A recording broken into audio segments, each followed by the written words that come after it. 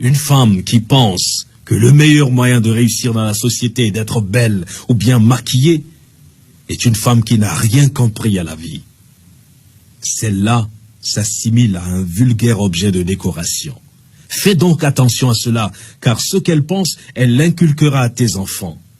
Si tu demandes à un chien d'éduquer ton enfant, ne t'étonne pas de voir ton enfant marcher à quatre pattes. M'a souvent dit ta grand-mère.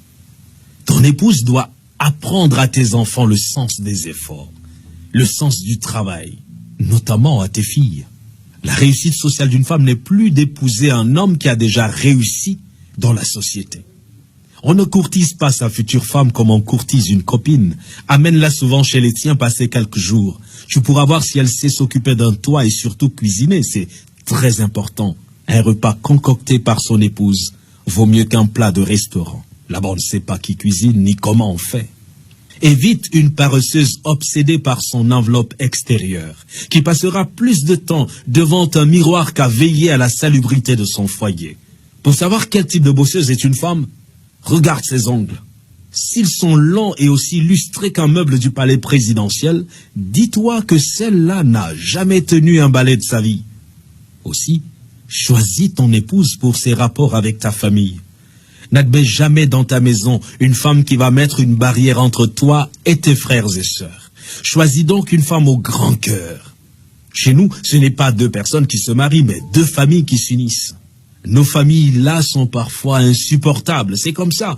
Il est important de savoir si elle sera capable de supporter les caprices de ton vieux père et peut-être le rejet de ses belles-sœurs.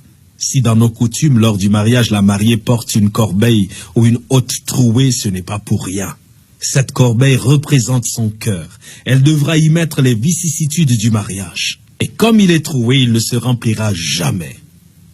C'est ainsi que ton épouse doit être. Si certains mariages durent, c'est pas parce qu'ils ne connaissent pas des difficultés, mais parce qu'on a bien choisi son compagnon, on le supporte mieux. Une dame qui plie bagage pour un oui ou pour un non ne sera que de passage dans ta vie, tôt ou tard. Une rivière qui déborde à chaque pluie fait fuir les campeurs, disait l'aïeul. Observe les gens et les lieux qu'elle fréquente. Si elle passe sa vie dans les boîtes de nuit, des débits de boissons entourés de fêtardes, tu peux à peu près te faire une idée de celle que tu comptes mettre dans ta maison. Un poisson qui provient d'une eau empoisonnée n'est pas bon à manger, m'a souvent dit mon grand-père. Elle devra faire de tes problèmes les siens, et pas une qui prendra ses jambes à son cou dès que le navire prendra un peu d'eau. Le mariage a des hauts et des bas. Si elle n'est pas capable de traverser toutes les situations avec toi, c'est une opportuniste dont il faudra te débarrasser. À ce propos, ne dit-on pas chez nous que lorsque tu adoptes un chien, tu adoptes ses puces? Si elle ne voit que les bons côtés, fuis. Pour être fixé, fais-lui part de temps à autre de certaines de tes difficultés, juste pour voir sa réaction. Enfin, choisis-la pour ses ambitions. Ton épouse doit être capable de te pousser vers le haut. Elle doit non seulement être une incubatrice d'idées, mais un soutien dans tes projets. Tu dois savoir te dire quand un projet est bon ou pas.